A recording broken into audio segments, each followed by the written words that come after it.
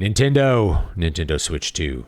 I'm not going to show you footage of the Nintendo Switch 2 because I didn't record any, and I don't feel like dealing with copyright. Instead, I'll show you footage of books. Here is a fantasy book you can buy. Here is another fantasy book you can buy. I know you guys. You don't just play games. You read books. You play Skyrim. You read the books in Skyrim. You can read a real fantasy book, not in Skyrim. Or I could make a Skyrim mod that lets you read my books in Skyrim. You could read Water of Awakening. I'll scatter Water of Awakening all over Skyrim, all over Morrowind, and you can read it. And you can listen to Zool while you do it. Anyway, you should read these books. They're cool. And you can get this one for free by joining my mailing list, dbspress.com/list. Nintendo Switch 2.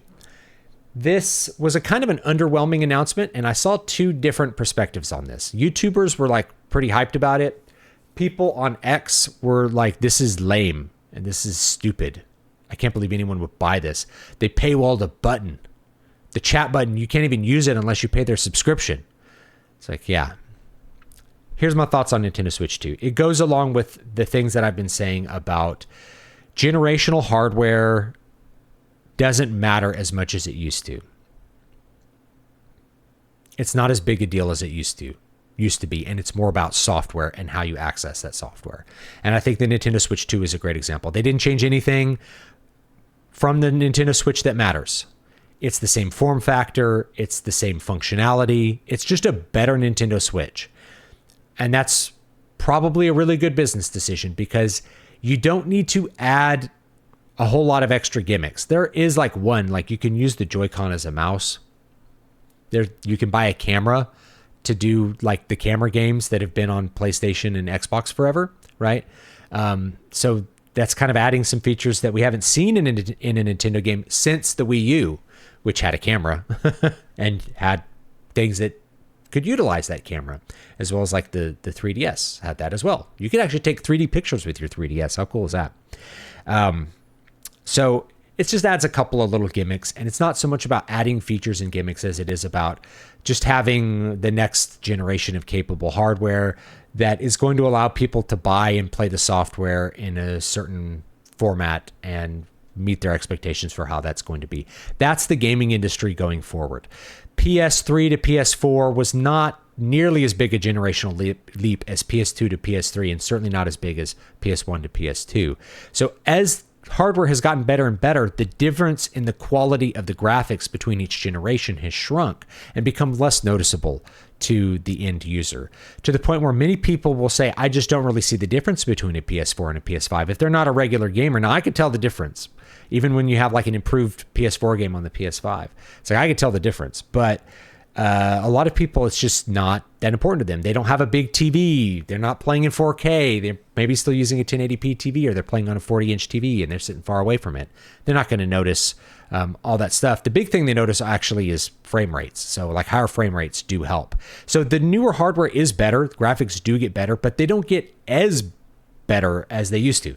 It used to be like, if you look at the PS1 graphics, which were very, very rough and blocky, and compared them to the PlayStation 2, it was like PlayStation 2 looks indistinguishable from reality. That's how we felt about it. Now we look at it now, we're like, oh, these look like blurry crap. But it was such a giant leap at the time, it's really hard to describe how people felt about it back when the PlayStation 2 came out in like 1999 or 2000, whenever you were buying it. I don't remember anyone buying it. I think it came out in 2000 in North America. You can correct me.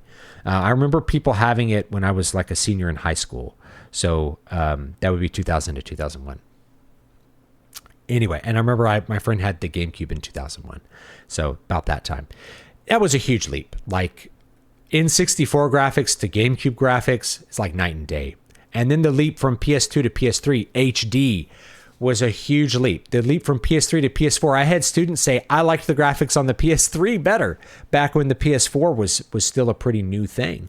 And the PS4 to the PS5 was a smaller leap. Now, it is a leap. Things did get better. There's new technologies like ray tracing that become available.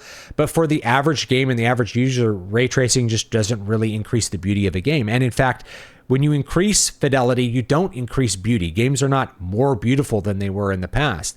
You can look at the Demon's Souls remake, and I think it's a very good remake as far as remakes go. But is it aesthetically better than the PS3 original? I don't really think so. In fact, I think the PS3 version has a lot more atmosphere. It has a lot more grit. There's something else to it that makes it more fun to look at in a lot of ways than the PS5 one. Though I do enjoy the fact that the new Demon Souls can run at a really high frame rate. That's something that I really appreciate in action games, is if it can run at a high frame rate, it just makes it so much more fun to play.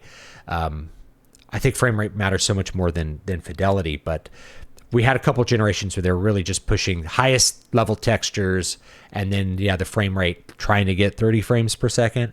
60 is much better. 120, you could really tell the difference between 30 and 60. 60 to 120 is not as much of a gap either. So even as you increase performance, you maybe are not getting better experiences out of that. And so the Nintendo Switch 2 is just more of that. There's no reason for Nintendo to drastically alter their strategy. The Nintendo Switch was a gigantic success. People bought it. I actually have two of them because my first one, the video output broke, so I bought an OLED version, and that one, the video output works on it. So I've actually had two Nintendo Switch systems, one at launch and one later.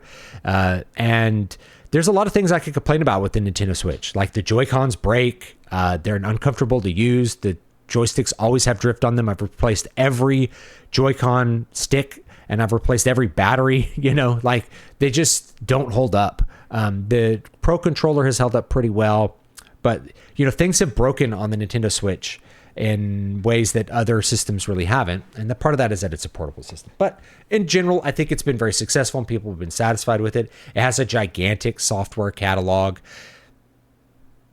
But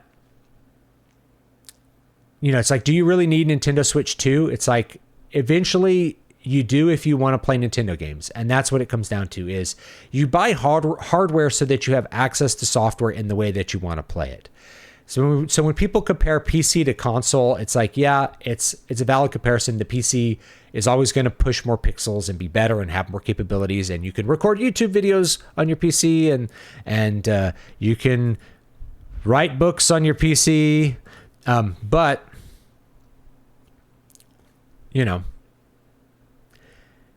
what if you just want to sit in your living room and turn on your PlayStation and play a game and not worry about changing settings around, not worry about any of that stuff?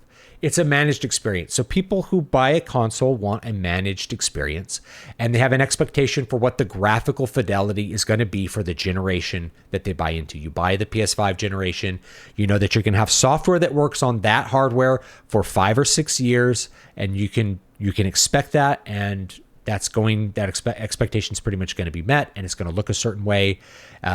That's what you're getting, and you're not going to have to worry about drivers. All that's going to be managed for you. The Nintendo Switch is kind of the third area of that, which is it's a handheld. It's a handheld with the option to play on your TV. That's a great form factor, I think. I think it has a great...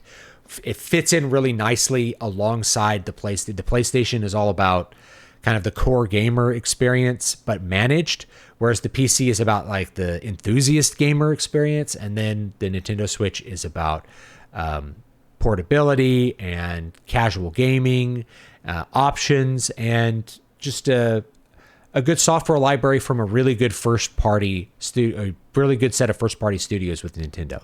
So if you're going to want to play Nintendo games in the future, then you're probably going to buy a Nintendo Switch 2, and that's the main thing that comes down to, should you buy Nintendo Switch 2 or not? Do you want to play Nintendo games on it? That's really what it comes down to. So for me, it's like, this is not a big enough improvement that my kids would care about or that I would care about on its own for me to want to buy it. But in the future, there will be Nintendo games that I want to play, and I'll have to have a Nintendo Switch 2 to play them. So that means I will probably eventually buy the hardware. Hardware is just not that exciting anymore. And if you were to just look at what's the best hardware option, for $450, you could buy a PS5 that the games are going to still look better on than they're going to look on a Nintendo Switch 2, right? The Nintendo Switch 2 is still fundamentally a handheld and is lower powered than either the Series X or the PS5. Or you could buy a Steam Deck, which gives you even more options and you can do even more with. And games are probably still going to look better on the Steam Deck. I have a Steam Deck. It's been great. So, and if they come out with a Steam Deck 2 and it's $500, well, that's going to be a better buy if what you want is just better hardware and you want a bigger game library. Biggest game library on earth is on the Steam Deck, basically, because it's a PC game library. Yeah, but people are going to want to play Nintendo games, and that's what it comes down to. The Nintendo Switch gives them the option to play the Nintendo games in all the different ways. And I think the little gimmicks like that you could use a Joy-Con as a mouse, I think that is just secondary to the fact that this is just, excuse me, this is just the next generation of Nintendo hardware. So you'll buy into it so that you can play the next generation of Nintendo games. They won't look that much better than they do on the Switch. They're like, oh, the Switch supports 120 FPS. That doesn't mean any game is going to run it at 120 FPS or that it's going to have the hardware power to do that at all. It's just, it might be possible, theoretically, right? So I think that's what it comes down to. I'm not super hyped about it. It doesn't excite me. It doesn't really interest me. It's more just, there might be Nintendo games that I want to play on it. They are said they're going to have some upgraded games. They're showing an upgrade of Breath of the Wild, which is a Wii U game. I just don't care enough about that. They're going to have GameCube games on the Virtual Console. I already own all the GameCube games. I still have my GameCube games. I have them now copied onto my Wii U. I could play them in HD whenever I want to. It's just not, or I could play them on the original console if I want to. It's just not, that doesn't interest me. So there was nothing about the Switch 2 offering or the Nintendo Direct that remotely interested me, other than I know that's just going to be the next generation of hardware that they're going to make games for. So you buy that hardware so you have access to the games that you want to play. Just like how when you buy a PlayStation, it's to buy access to games that you want to play in the way that you want to play them, right? So Nintendo will offer that as a portable experience. The games that come out will be available for portable play. If that's what you need or that's what you want, then the Nintendo Switch 2 is going to be a great buy for you, just like the Switch 1 was. And if that's not what you care about, if you're I play at home only on the TV, then a PS5 is still better and it's the same price, or you're a PC gamer. Everybody kind of already knows where they land in this. It's not like it was with these console wars of yore. You're just kind of buying into the next generation of hardware to get the next generation of games. Many of them will not look significantly better for most people, and that's okay. They might be a little bit better. They might be a little higher frame rate, and that's great. I still play Mario Kart 8 on the Wii U, right? Like most of the games people play on the Switch, it's like, these are Wii U games. I saw that Xenoblade Chronicles X finally got a port to the Switch. I have it on the Wii U. So the Switch was not super interesting for me because every game that came out for the Switch that wasn't a new Switch game, I already had, or I had it on another platform or on a better platform, right? I saw that Cyberpunk 2077 is coming out for the Switch. Great. I already played through that game on the PC, and there's no way it's going to look as good. It's not going to look better on the Switch than it did on my gaming PC, right? No, it's not. Of course not. So, but that's for people who want to have a portable version of Cyberpunk and don't have a Steam Deck, or they only buy Nintendo hardware. That's a buy-in option for them, but it's not going to determine whether they buy the console or not. They'll buy the console regardless. Like if they're just buy Nintendo consoles, they're still going to buy the console. So anyway, it's just a kind of an underwhelming reveal, and it doesn't matter that much, but it goes more to my big point. This is why all the publishers, all the people like Sony and Microsoft, why are they buying up all the game studios? Because they know the money is in publishing the software. It's not in pushing hardware, right? The hardware, it's just every couple years you can get people to buy into the next generation of hardware, but it's really about selling software. So that's what matters, is having control over the software and as many options as possible to push software to people, because that's what it is. That's what it's about, I think. So anyway, leave me your thoughts down below. Love to read them. Are you excited for the Switch 2? Do you think it's like boring, or is it something that you're not going to buy, or is it a thing that you're going to wait on? And for $450, I could think of a lot of alternate utility. I already have a ton of games I can play. It's not an exciting thing where like, I need to pre-order it. Unless I just had like $450 sitting around that I could just go buy it on an impulse. That's probably the way I would end up buying it. Just like I did with the OLED, which is like our Switch is broken. Our kids like to play Switch games. They like to play them on the TV. I'll just go buy a new one. I have the money right now, so we'll do it. It was kind of an impulse buy. I had the money. I had a need, not really a need, right? I had a want, and then I bought it. So anyway, leave me your thoughts down below on that, and I'd love to read them. Don't forget to read the books. They're on Amazon. You can just search them. I want to read Wasting Desert. Type The Wasting Desert by David V. Stewart, and there will be the book. Or it'll be linked down below my Amazon profile, so you can buy those books. Or join me on Patreon and get a free book every month. Have a great one. I'll see you all next time.